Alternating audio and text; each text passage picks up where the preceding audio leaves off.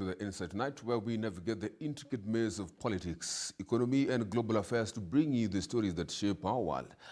I'm Eugene Kwach, and tonight we're diving into three powerhouse topics that demand your attention. First up, the heart of the press, Kenya Budget 2024. Just yesterday, Finance Minister Njuguna Ndung'u unveiled a financial roadmap that aims to juggle debt management and economic recovery, with growth pegged at 5.5% and a bold plan to slash the fiscal deficit. We'll dissect what this means for you, your wallet, and the nation's future. Are these projections a beacon of hope or just optimistic dreams? We'll get into the nitty-gritty and lay it bare for you. But of course, then we pivot to the political stage where Raila Odinga's bid for an African Union top spot has tongues wagging. Could this move bolster Kenya's diplomatic clout and offer a shot in the arm to President Ruto's administration? We'll explore the potential ripple effects on our domestic politics and, of course, international standing. Is this a masterstroke of political chess or a gamble with high stakes? And finally, we zoom out to the global arena. The Israel-Hamas conflict rages on, with the UN Security Council pushing hard for a ceasefire. What are the chances of peace, and what does this turmoil mean for global security? We'll unpack the implications, drawing connections that might surprise you. Buckle up, of course, for this intriguing conversation from us. And of course, we don't always do it alone. We have different commentaries and thought leaders that we bring with us every other time. Tonight, we are bringing Kevin Olianga, the Secretary General of the Roundtable Association, the Conservative Roundtable Association. Thank you so much for joining us, and it's always a pleasure seeing you, sir. Thank you so much. Yes. It's my pleasure to be here. Thank you so much. Well, this conversation starts now, but of course, you can also join in the conversation. 244 is where we actually, you get to converse with us. You can also get us at GBS TV Africa, at Kwach Official, in our various social media platforms. This conversation begins. It's a big conversation on the new tax regime in Kenya. 2023, 2024, we had a conversation, and actually something that was interesting in the last tax regime was the conversation that was actually causing, maybe I can say, contention, was on the housing levy or the housing tax. Right now, there is also the conversation about tax. And actually, since the President, Ruto, came into office, the conversation has actually shifted a lot. Now on people having conversations on now the tax, how the tax regime, on the budget. But even as we go further, what is the difference between the budget and what we now call the Finance Act? Because what was read yesterday was the budget, but we've always had conversations around the Finance Act. So maybe if you can just elaborate a bit, what is the difference? Okay, thank you so much, Eugene. You've stated 2 or 3 major things. One, you've highlighted the conversation about housing levy, 2022, 2023. And I think I was in this chair when I told you that actually it was illegal. And in court, they were told so, that this thing is illegal. You have to define it, tell Kenyans whether it is a tax or whether it is a levy. And if it's a levy, then define very well on how you are going to collect it. I think they had to go back to Parliament to put their act together so that they can make it law. And that's why now they are collecting the housing levy. Back to your point, you are asking a very fundamental question. What's the difference between the what we call the budget statement that was read yesterday and the Finance Act? Basically, they are more like the same. Actually, what Finance Act is basically it's strengthening the budget. Budget is where the government is telling us that we are planning to spend X amount of money, maybe 4 trillion in this matter, maybe 3.9 or 4 trillion. Then they are telling you that this is how we are going to spend it. So they give you a projection as per department, and even the county government allocation comes in it. Then after that, the next question is, you are planning to spend 4 trillion. How will you get 4 trillion. That's when now they come up with what we call a Finance Act. And that's why you're finding each and every year there's always a Finance Act that people are discussing. Now, Finance Act basically now elaborate how this revenue is going to be achieved at. Three major things that are always highlighted in the Finance Act is one, tax. If there's a tax increment or a tax reduction. In Ruto regime since 2022, we've seen only tax increase, not reduction. Two, there's always the element of deficit. For example, in this year budgetary statement, we are seeing nearly 4% budget deficit. Deficit mean they have now to explain to us how are they going to bridge the gap. Now they're talking about 50% domestic borrowing, 50% foreign borrowing. Then the third thing that normally is highlighted by the what we call the Finance Act is now the element of other source of revenue that the government can tap in, including sovereign bond and those so many other things that they can tap in to bring on board the 4 trillion. Okay. So that is squarely what it is. They are nearly the same thing, just that one is strengthening the other. Yes. Thank you so much. Yes. Let's get into the intricate parts of this conversation. And I want us to start with the economic growth projections that actually were highlighted in the budget that actually was read. But actually the budget projects economic growth at around 5.5%. Now that is for 2024-2025, slightly down from 5.6% of 2023. But what is actually, my question is, considering the maybe current global and maybe challenges that actually we have in Kenya, what do you think, how does this play along? Maybe how do you see from where you see it? Normally, I always repeat this a lot. The first time I met the president, then he was deputy president in Busia when he went for a fundraiser before election of 2022. It was very clear in his mind that he wanted the bottom-up approach. He wanted to uplift the hustler, the way he called them, up so that he can build the middle class. Now, I'll ask you whether this, what we call economic growth, whether you feel it in your pocket, because me, I'll tell you for free. I don't need to be an economist to tell you this, that any country that has an inflation rate higher than the economic development, or what we call the GDP growth, that country is experiencing what we call a negative growth. For example, I'll give you an example. If you go to modern countries like US or in Europe, you'll find that their GDP growth is not high, probably 3.43%. Then you'll find the inflation is at 0.5, 0.75 or 1%. So then you can say as an economist that the real growth of that country is at 2% because inflation is 1%, the GDP growth is 3%. Because you have to do that. Because inflation take away what has been grown. Now, in this case, we are talking about 5.5% projected economic growth. While the inflation has remained constant from 2022, it has been between 6.5 to 9%, nearly double digit. So the truth of the matter is that we are experiencing a negative growth. And if you want to know that what I'm telling you is true, the purchasing power, the ability of people to buy the basic commodity has come down by 1.5%, meaning economy cannot be growing at the same time people cannot afford to buy the basic good. So is it economic growth on paper or is it economic growth on the top of the pyramid? So the 5.5 to you, is it realistic? It is not a growth. So there's no even need of discussing whether it's realistic because what I can tell you is that Kenya is experiencing nearly 2 to 2.5 negative.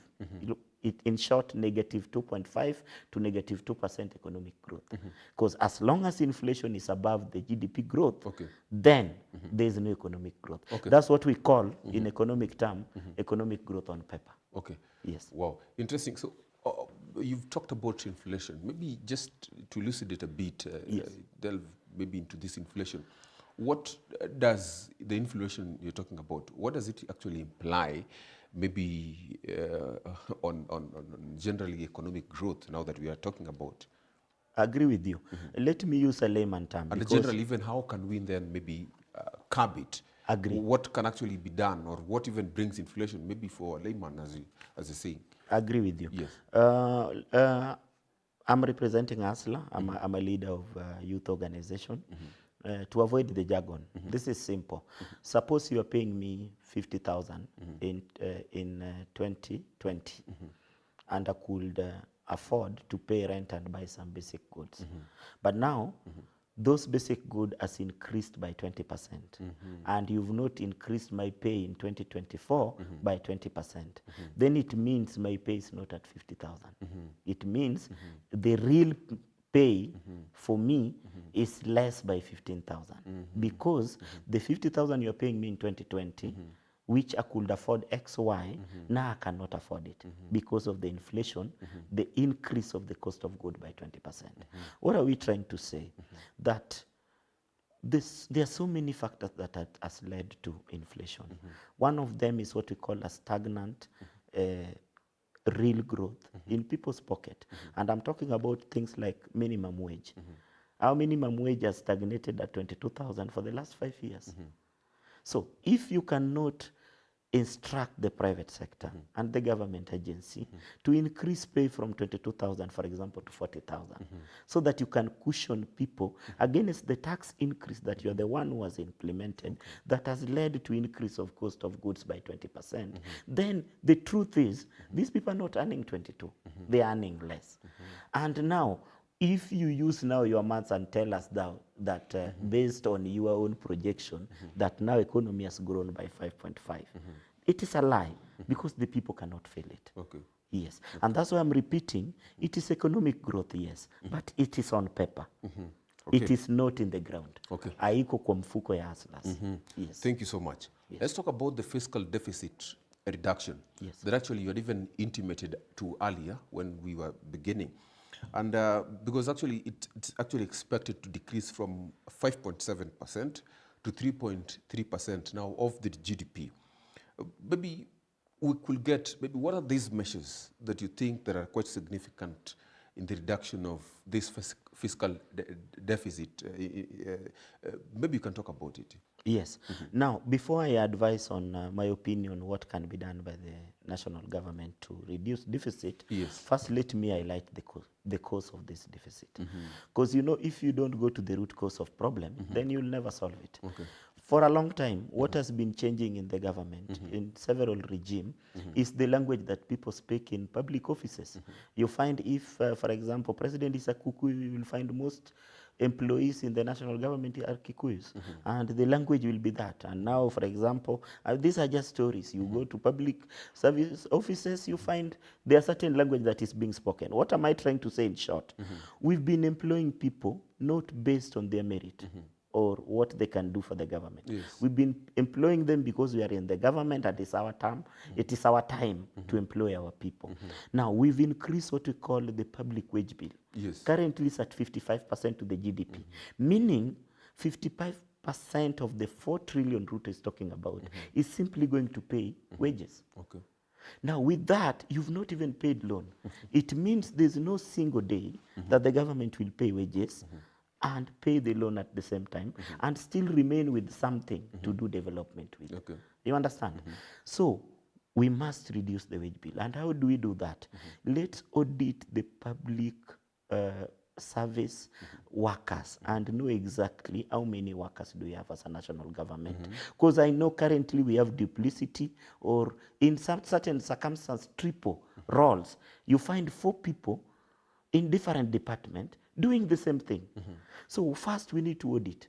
Second, Deputy President was on air in front of President admitting that over 10,000 public servants do not have qualification and do not have even secondary certificate.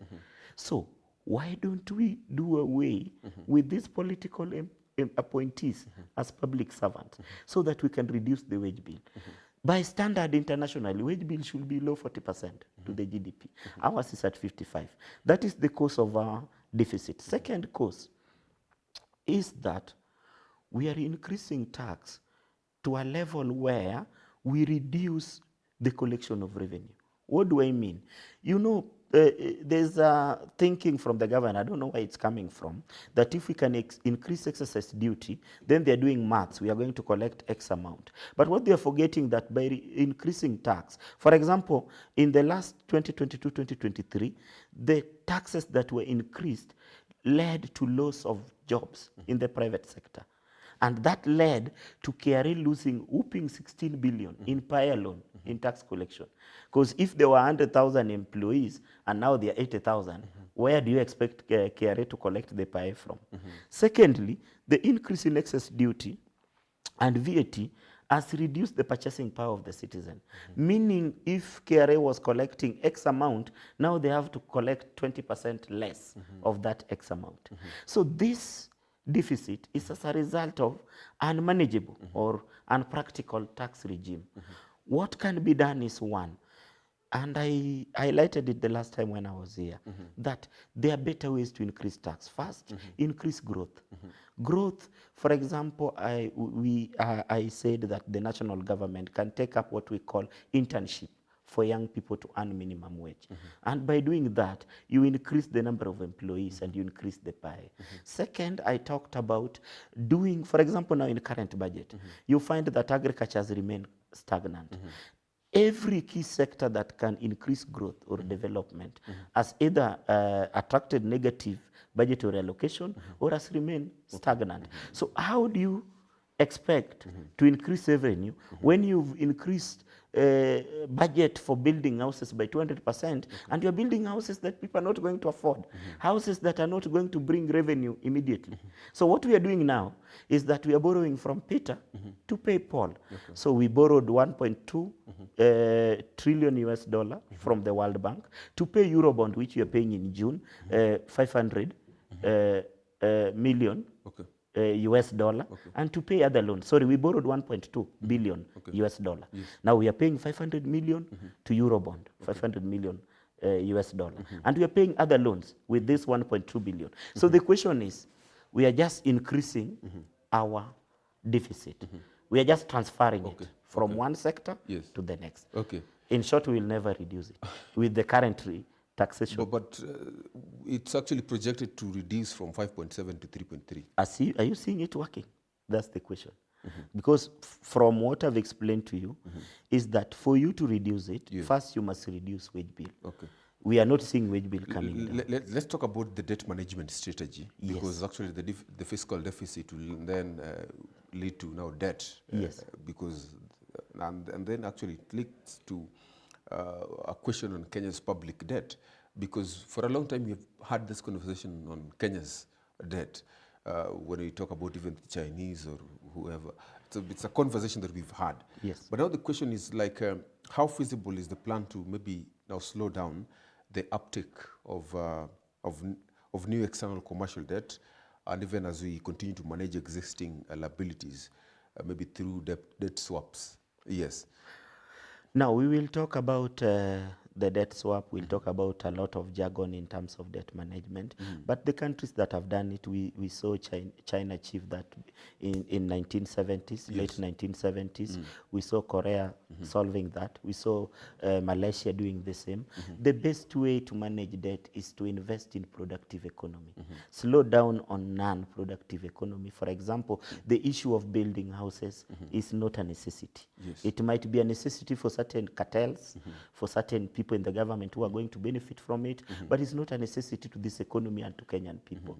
What is a necessity now is that Maputo Declaration declared that we need to invest 10% in agriculture to have a food security, but we are investing less than 2%. If you invest well in agriculture, then people will have overproduction, which we can offload in terms of what we call value addition to the produce, or we can sell it as raw material and earn more money. Second, by increasing what we call job. I talked about nearly 890,000 to 1 million young people graduate every year to the job market. Only 10% of them are absorbed. The other 900,000 are either consuming drugs or consuming other things. How are they contributing to the same economy? These are the people who need to have job, who need to be doing something so that the purchasing power can increase. When the purchasing power increase, we collect more taxes from VAT and from excess duty. Again, when they are earning income, we collect more money from pay as you earn. You get. But if we are not creating job for them, then how will we increase the revenue we are getting from pay, the revenue we are getting from VAT, and the revenue we are getting from excess duty? To me, this budget is for Uncle Sam. Yes. And when I say Uncle Sam, you know, Yes. they are the one controlling the IMF and the central bank Yes. through, sorry, they are the one controlling our treasury and central bank through IMF. Yes. So this budget has been done for them. And this budget is not for the Kenyan people. This budget is not for Hustler. Because if it was, then we could have invested in things like social protection program, which has now lost whooping 9 billion. You say Uncle Sam gives and take. and takes. Actually, with another hand. he gives 10% and he takes 110%. Interesting. But also, as we continue this conversation, you've mentioned something on Maputo Declaration, actually, that stated that 10% actually should actually be allocated To agriculture. To agriculture. Yes. And this begs another critical question, because we have had key critical economic sectors, actually, that contribute to our economy. Yes. And that is when talk about agriculture, talk about manufacturing, maybe it's, transport and storage, and financial and insurance services, and of course even real estate. Yes. So maybe how does, like, maybe this budget specifically, when you look at it, how will it even enhance the recovery of these key sectors from where you're sitting? I love your question because it's answering itself. Yes. I started by saying that the key sector that you've mentioned, Yes. which are the major contribution to what we call the GDP growth, have either attracted what we call stagnant allocation. Stagnant meaning the same allocation that was given last year is the same allocation that has been given. For example, for agriculture, it has remained the same. Okay. And it's at 1.3% of GDP. Okay. And remember, President has been going everyone saying that agriculture is the key sector of economy that contribute nearly 60%. So if this is the key sector of economy, how can it attract 1-point-something% when you increase, for example, budgetary allocation for security by 50 billion?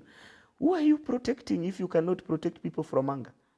What are you protecting with another additional 50 billion in the security sector? We leave that aside.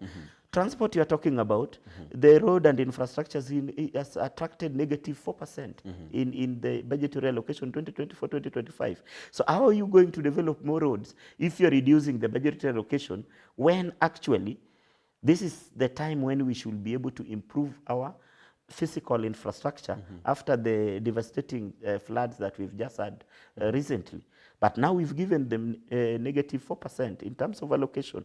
You are talking about the other sector like real estate. To me, real estate is fine, and the private sector are doing a good job towards that end. To me, it's not exact priority. To me, what could have attracted more investment is health. Because when people are healthy, when you have a healthy nation is when you have a productive nation. Two, what could have attracted more investment in terms of budgetary allocation is agriculture, so that we can run away from importing the basic things like cereal, when we should actually be having a food secure nation. And when we have a food secure nation, we can also export more under the AGOA program. To the Uncle Sam now and the rest of the world. You get. But now that cannot happen when we are busy importing. In fact, our trade balance with East Africa community is in the negative because we keep on importing everything. From cereal to everything from our neighbors. You get.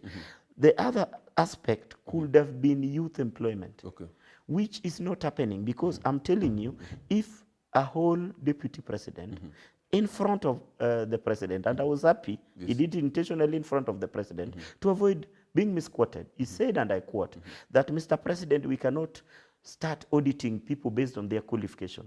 Then it means we'll have to fire more than 10,000 people.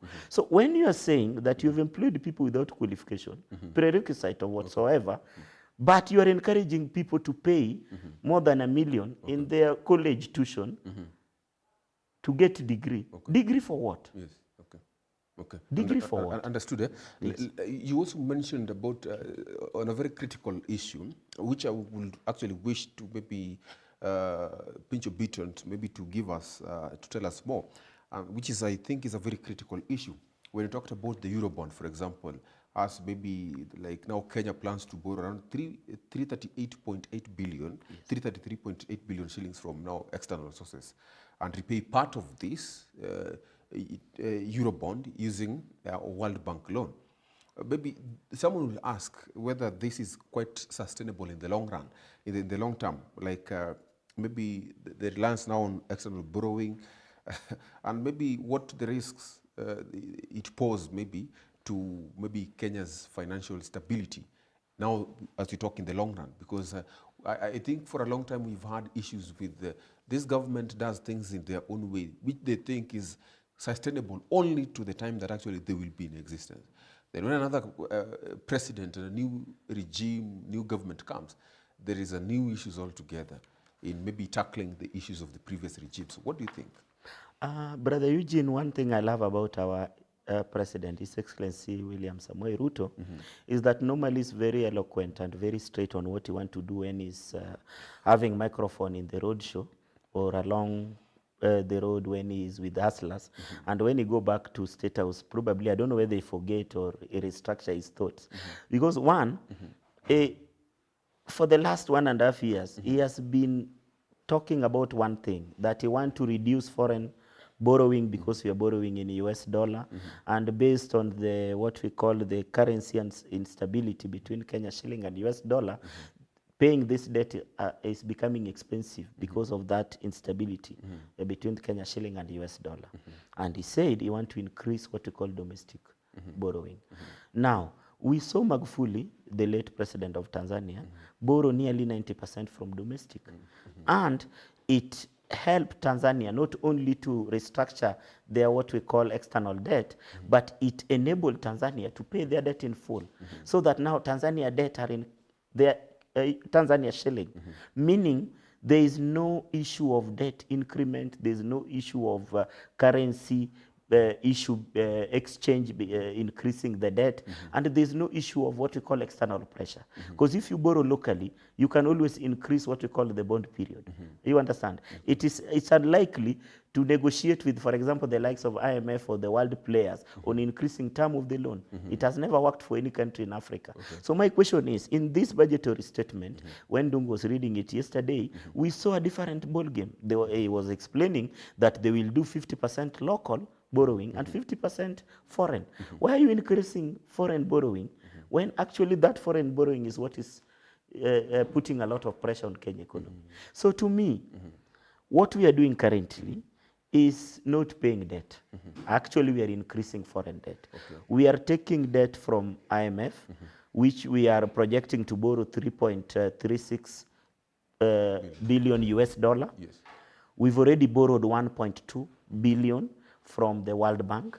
And this money we are borrowing is not going to development. That's the worst part. You know, if you're to borrow, let's say, even if it is 5 billion US dollar, and you put it in productive economy, where you are able to earn a revenue or what we call an income from this investment, maybe 20-30%, then you are able to pay it off, and the 20-30% can be able to reduce your debt exposure. But in this case, we are simply borrowing from World Bank to pay Eurobond. We are borrowing from IMF to pay World Bank. Very soon we'll be borrowing from EU to pay IMF and World Bank. We are just rotating, and that's what we are calling the debt swap. Debt swap does not take away the debt. Okay. Yes. Thank you so much, actually, for talking about the debt swap. Yes. The debt swap.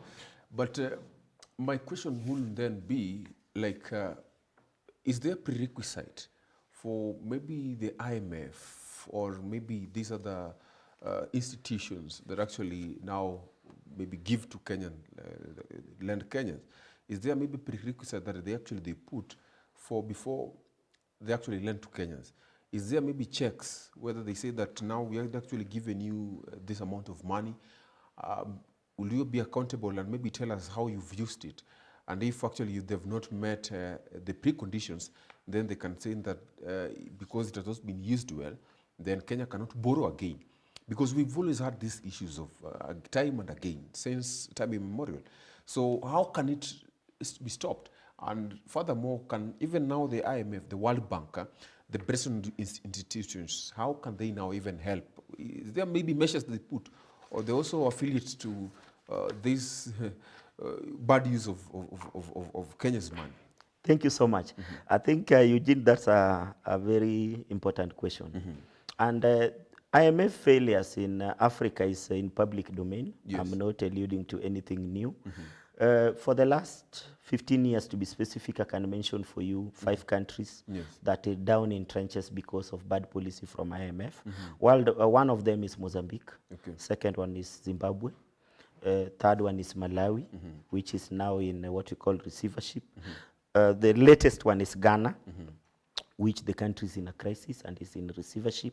Very soon will be Kenya, give or take by 2026. I'm not praying bad for my country. Yes. But once you take the IMF road, nothing good come from it.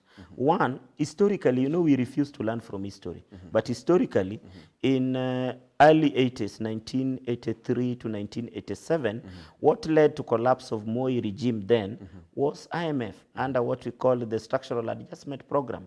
Then ISIPE had proposed to the government that let's invest what we call science technology, what we call in the productive economy, so that we can grow our nation and reduce tax. But Moi instead of picking that, he went for IMF advice. And we saw what happened. And that ripple effect really affected Kenya up to the late 1990s, up to 1997, 1998, 10 years down the line.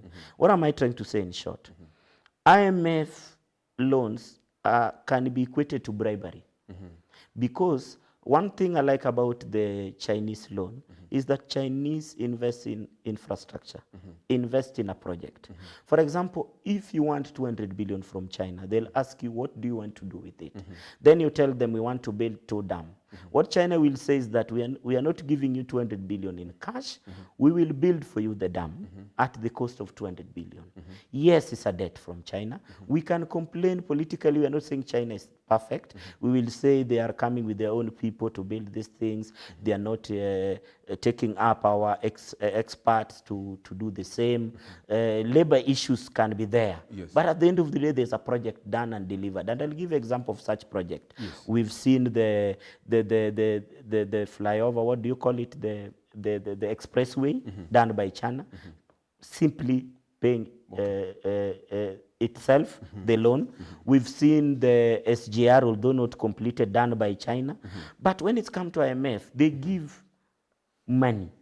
And when you give money, my brother, you know, by the time that money hit the treasury account, some of them disappear. I'll give an example of Eurobond. Until today, Raila Odinga and the likes of many politicians are asking whether the first Eurobond really entered the treasury account. And it's not only Raila Odinga and other politicians, even former Auditor General Ouko asked Uhuru directly to allow him to go and investigate where this money was paid.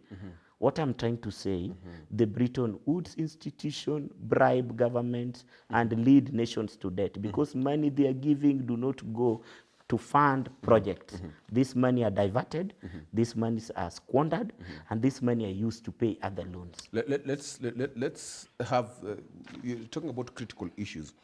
But again, let's now talk about the public resistance to tax measures actually that have been taken by the government. We've had the proposed tax measures actually have faced a strong resistance from various groups. That has been including bankers, we have manufacturers, we've had even the Law Society of Kenya, and we've had even the Kenyans themselves. The other time we saw during a photo session, there's one man actually who actually tried to interrupt during the photo session yesterday.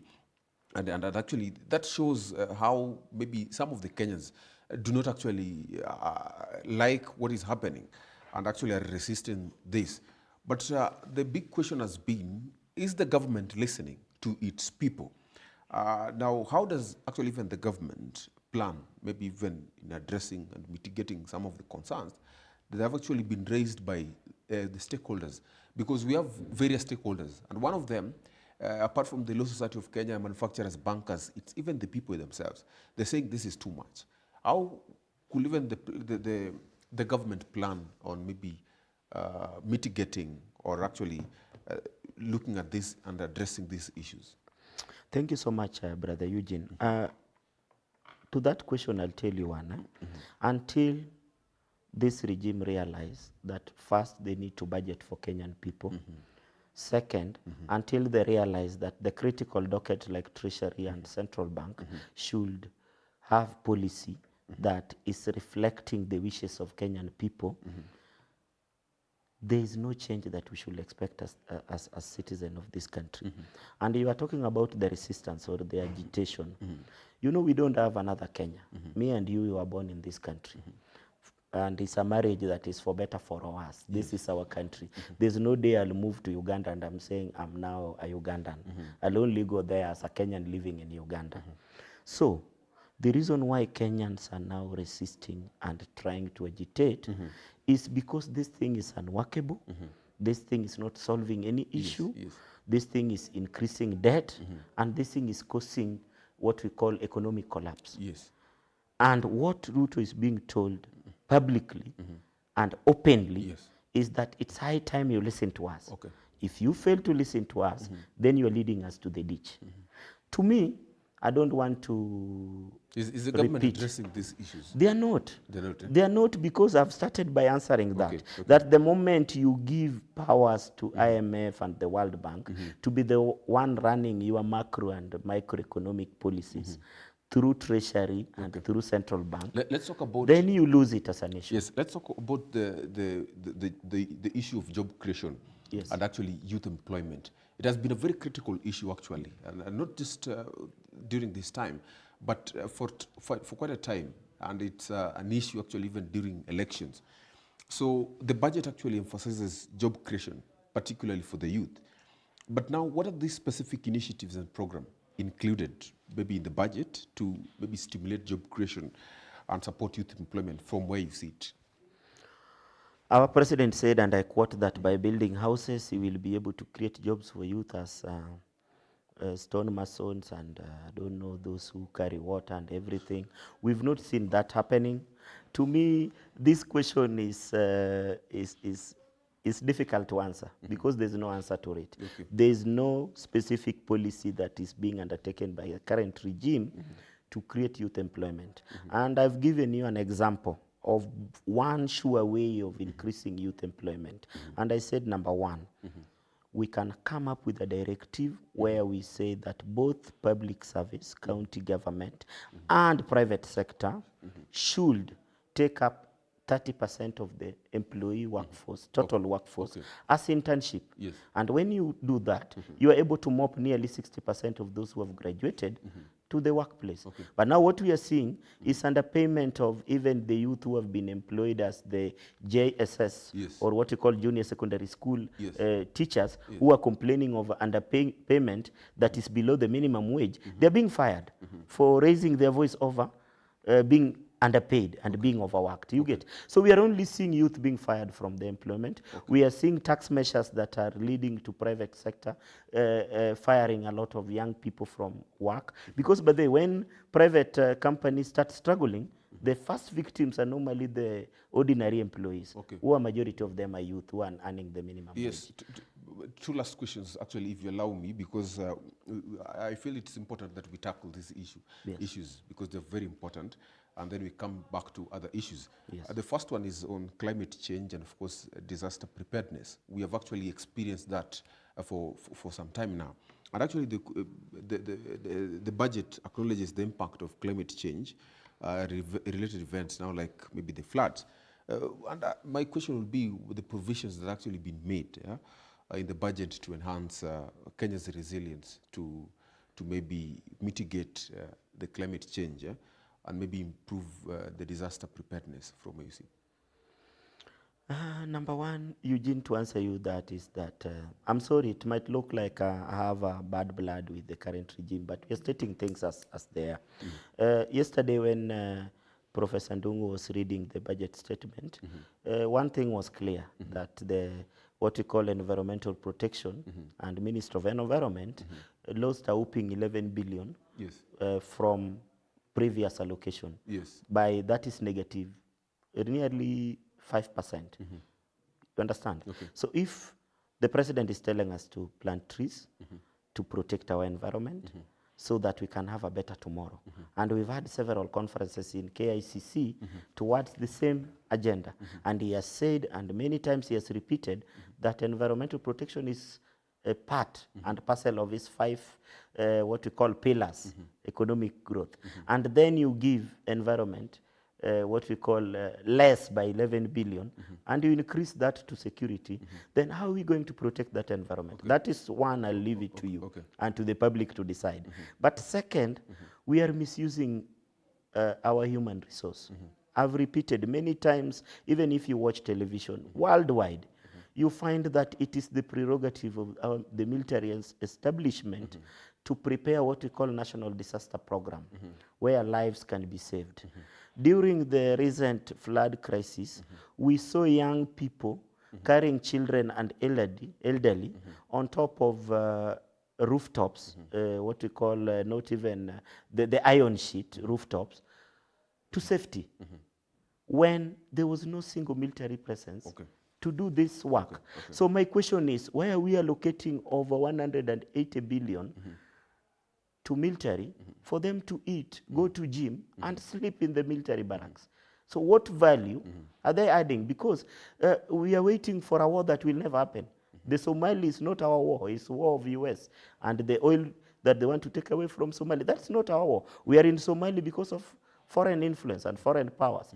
So is there a war that is more important than saving the public from disaster like the one we had recently?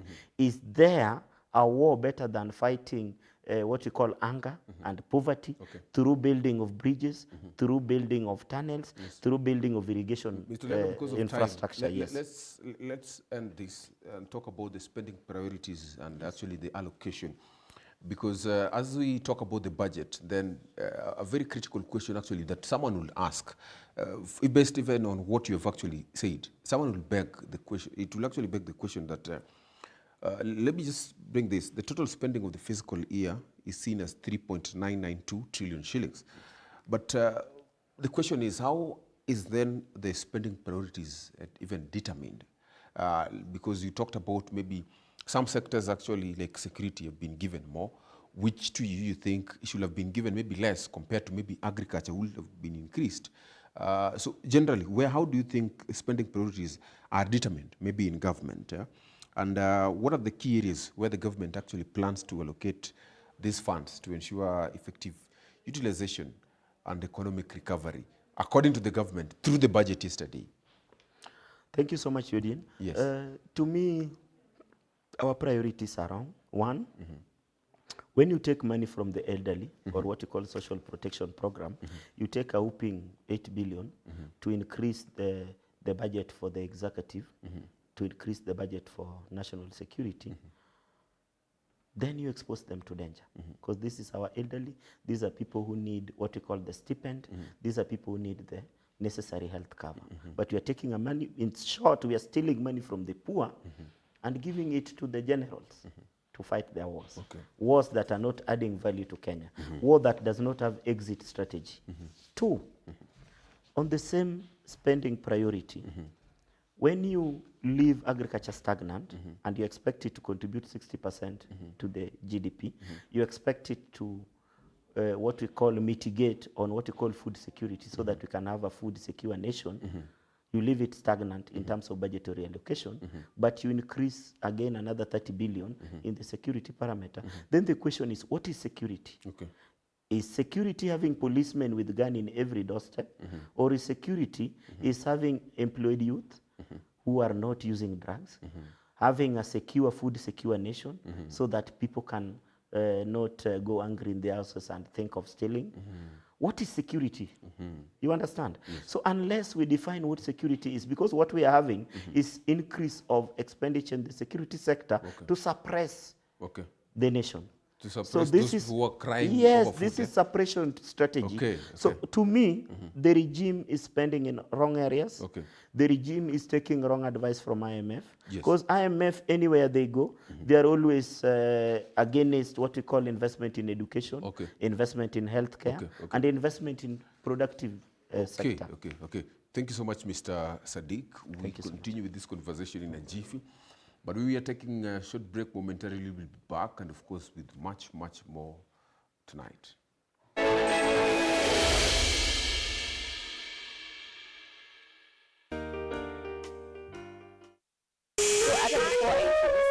Our amazing guest for today. We have a very short clip for you guys. Hapa tutakuonesha pencil art, how to draw a portrait ya dem. Check this out. Manze, me, I go by the name of Mike MG. I'm an artist, stroke rapper, stroke shrapper, stroke trapper.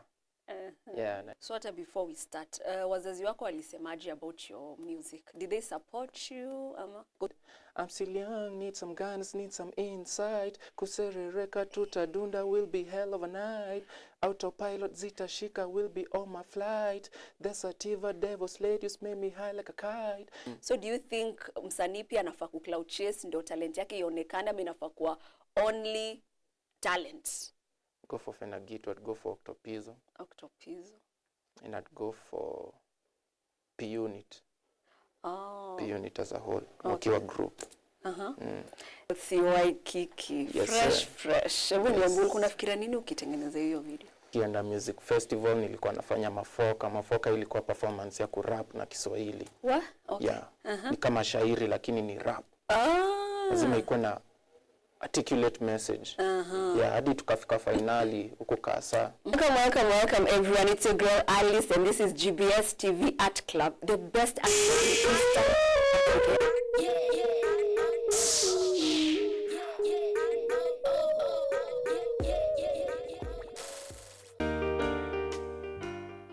What's up, Wakenya? Welcome to the best show in East and Central. Ini the biggest show kuna story ngine mbezi.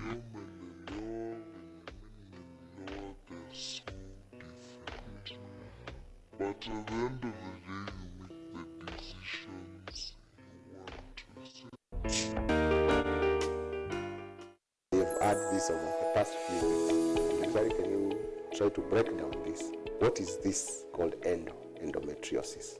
Back and they say, if you're having painful periods, please take it like a woman, which I think is a very wrong thing. Even for those who have it so bad that they have to miss school, for instance. Is there a particular age group among women that experience this so much? Or it's just for only at any time of age life or whatever? Pain is a red flag. Sure. It tells you there is a problem here. If you fall down and you hit your elbow, you're in pain that's persistent, and you find you're having trouble moving the elbow, then it raises a red flag that you might have broken your elbow. Sure. The viewer is asking, what is the relationship between endometriosis and ovarian cancer? Thank you to the viewer for that interesting question. So in our area of the world, we tend to find more severe forms because of poor health-seeking behavior. So if you have a problem, please don't spend forever before you come starting to look for help. Many people confuse to be just a painful menses rather than endo. So how can you differentiate the two? The other common symptom that is present in endometriosis is pain every time that she has intimate connection with her partner. So whenever she's having sexual intercourse, you find that she is in pain. And we call that the story that this lady comes with. So what's the background story? How long has this pain been there? Has it been getting worse? Is it pain in just one space, or is it pain in very many other places as well? How has it developed over time? And how are the patients when you meet them? Thank you for that very important question. Yes. In fact, I think that's actually one of the key things we need to discuss. Yes.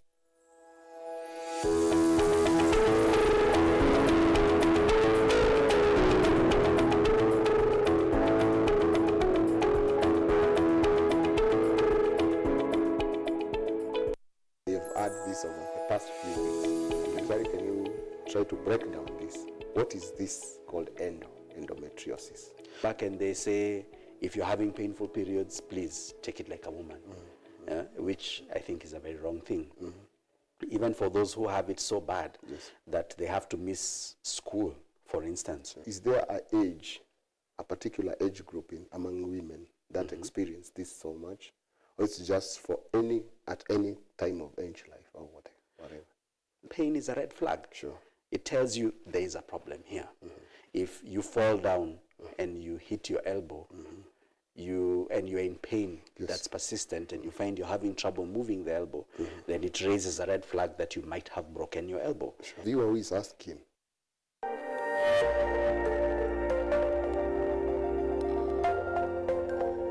everywhere. GBS.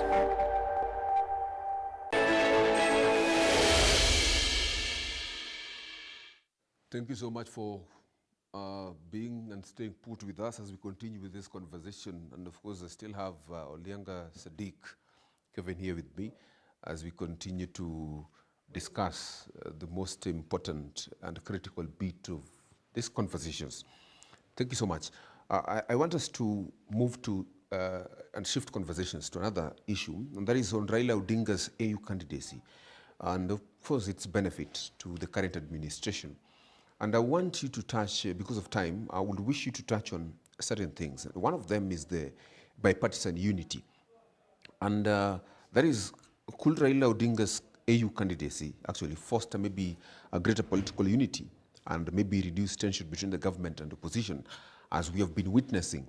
Because in as much as we are actually facing economic turmoil, but we have also had that beat of where Odinga has been at the central of the tension that actually has been experienced between the opposition and the government. That is the first question. The second one is on policy continuity.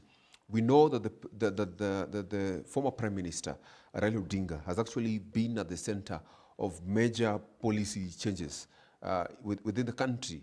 When talk about the constitution and so many, and we've talked about many of them. But how might Raila Odinga's AU influence maybe policy continuity and stability in Kenya? Because he has been critical in ensuring stability, even in maybe some of the laws that have actually been passed, and generally from what you understand about Raila Odinga's position in the country as an opposition leader. And another issue is on the internal politics, and maybe how his candidacy will actually influence internal political dynamics and the relationship between now the ruling party and opposition. Will we now see the opposition and the ruling party now coming together? What do we expect, even as as Raila continues to contest for the AU position? Thank you so much, Eugene. I think one thing that I can give credit to our president, His Excellency Samoei Ruto, is that he's a political genius. That one you have to give to him. Okay. One, he has been able to take us back to what we call the KANU era, where only one party had a voice and the rest were silenced. Now, the issue to support or to push for His Excellency Raila Odinga candidacy in AU is what we call killing two birds with one stone. Because one, he has been able to neutralize opposition. You can see that a lot of issues that Raila Odinga used to agitate more, and now is now silent on them because of that hidden support he's receiving from the current president. So he has been able to neutralize opposition. At the same time, if Raila Odinga succeed to be AU chairman, then he will have done away with one strong opposition to his rule, and that will keep Raila Odinga at bay for a moment until such a time that probably he decide to resign and come back and probably join now the local politics to vie for 2027, if that is still his agenda. But to me, I'll tell you for free, Raila Odinga failing to be an AU chairman or winning an AU chairman is a plus for Ruto. Politically, he has been able to galvanize his UDA team, and he has been able to neutralize ODM and Azimio as an opposition, to an extent that now what we are seeing as an opposition is opposition within. That is the certain leaders from Mount Kenya within the UDA that are seeing that is not doing the right thing for the country. So that opposition within is probably is what can continue in the future. But I don't see strong opposition from ODM, to be specific, if Raila Odinga was to exit the local politics to AU. Whether it will add value to Kenya people, that one we'll have to wait and see, because one, I don't trust Akosam and Brussels, and that is EU to be specific, to support his candidacy. Maybe they will, maybe they will not. I don't know whether they will, I don't know, I cannot tell. Why? Because historically they have not been seen to support Raila Odinga candidacy as for presidential candidacy in Kenya. And you know, for you to be an AU candidate, there is several trading bloc, like IGAD support Raila fully. We have the SADC, South Africa region, that also can support Raila Odinga fully. Where the COMESA, which is the West Africa region, and the northern, which is AMO, the Northern African region, will support his candidacy, because they carry a number of head of state nearly 50%. And you know, it's a voting that chairman must win by more than 60% of votes. So it's wait and see whether he becomes chairman. But if he becomes chairman, then diplomatically it will be plus for Kenya, because having an AU chairman coming from your country. Which more will actually benefit Kenyans? When he wins, or whether if he does not? Directly, it has already benefited Ruto, and it will continue benefit him. No, I'm talking about as Kenyans. president. Kenya, it will depend with what we want to achieve in the what we call geopolitics in Africa as a whole. And to me, the people who will benefit are people who are putting him in power, who specifically have mentioned the current president. Okay. And if EU will participate, and the US, in making him become one, then of course those are the beneficiary. Kenyan directly, I don't see us gaining so much in African geopolitics. Okay. Yes. Finally, let's touch on something about the Israeli-Hamas war, and actually know about it. So, it's a big conversation, but let me just put it open because of time. What do you make of it generally, from where you sit, even as you give a parting shot as we come to the end of this conversation? To me, the issue of Israel and Palestine cannot be answered in 5 minutes. I'll just give an overview. To me, the issue of ceasefire is an old story that has been there since 1948, during the era of the likes of Truman, up to date. US has been declaring ceasefire through UN. Remember, UN is not fully representing the world, because UN is not democratic. We cannot have a situation where one country has 40% of weighted votes against other members, like in Africa. For example, Africans do not have representative in UN Security Council, and that make UN not fully representative of the world view, but US view. To me, I see UN as an extension of Department of State of US. Now, current ceasefire is not being implemented, because ceasefire normally is implemented if Israel has gained certain advantage, and they have implemented certain goals they wanted to achieve. We've seen ceasefire being broken even during the Yom Kippur War in 1978, when Israel felt that they have been attacked by the Arab nations, and they had lost considerable size of land, and they resisted the ceasefire until they regained certain lost grounds. And we are seeing the same today. Israel failed that they have not achieved certain goals they want to achieve. And the goal they want to achieve is simple. They want to redraw the map of Palestine. They want to do away with Gaza, so that the people in Gaza can either be brought to West Bank or to other nations, so that they can have a uniform Israeli state. They want to have control of West and East Jerusalem, so that they can rebuild their ambition of what we call the King Solomon Temple on Al-Haska Mosque, or what we call the Temple Mount.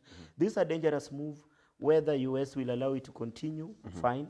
But what is coming in, which is very unique, is China is coming in to now participate in what we call stability in Middle East. We saw China negotiating peace settlement between Iran and Saudi Arabia, and they did successfully, and US failed in it. Whether China will move to speed to bring Hamas and Israeli to peace, and to have everlasting peace, is a wait and see situation. But as we speak, the agenda is very clear that while we've been talking for a very long time of Jewish massacre in German, we talked of the death chamber in German against the Jews. The world has forgotten that the true gas chamber, the true chamber of death that is currently we have in this world is now Gaza. We have over 2 million people who can now not feed, cannot get drugs, and do not have houses to live on. And they are being bombarded and attacking left, right, and center, even in the makeshift shelters that are being provided by the bodies like UN. Thank you so much, sir. It has been indeed a great conversation. It is exactly 9, and of course, it's our time. But parting shot, maybe in 2 seconds. My parting shot is that let's budget for the nation. Let's budget for the hustler. The hustlers we promise to move from bottom to up. Currently, we are not moving them from bottom to up, but we are actually sinking them down to the ditch. So if we can budget for them, we budget in agriculture, we budget in creative moves on productive economy where we can be able to provide jobs for youth. Secondly, let's do audit of our public sector. Let's do away with those people who have fake certificates. Let's reduce our wage bill so that we can reduce our debt ceiling. Thirdly, we are not even a member of East Africa Community as we speak because our debt to GDP ratio is 68%, again it's 50%, the ESC requirement. So we are going to a dangerous zone, and it's high time the president wake up and realize IMF advice is not working for him. The policy of IMF has not worked for anybody in Africa. Yes. And Bretton Woods are there to make African countries rot in debt and not to succeed. It's high time you think out of the box and do what is right for the nation. Thank you so much, Mr. Olyanga Sadiq. And of course, that brings us to the end of tonight's episode of The Insight. We've delved into the depths of Kenya's 2024 budget, examining the bold steps aimed at economic recovery and the intricate balance of managing debt. We've also explored the political chessboard, contemplating the potential impacts of Raila Odinga's AU candidacy on our national and international landscape. Lastly, we took a bit of a global perspective on the Israel-Hamas conflict, highlighting the critical role of diplomacy and the quest for peace in the turbulent world. Remember, these are not just headlines, they are issues that touch our lives, shape our future, and define our place in the world. Of course, as we continue to navigate this complex time, stay informed, stay engaged, and always seek the insight behind the news. Of course, we do that for you on this show, The Insight, every Friday from 7 p.m. to 8 p.m. from 7 p.m. to 8 p.m. Thank you so much, Mr. Olyanga, once again. And you who has been actually been watching on behalf of all GBS guys, crew, who have actually made this happen. We wish you a very good night and see you next Friday. Stay curious, stay critical, and stay connected. A good night.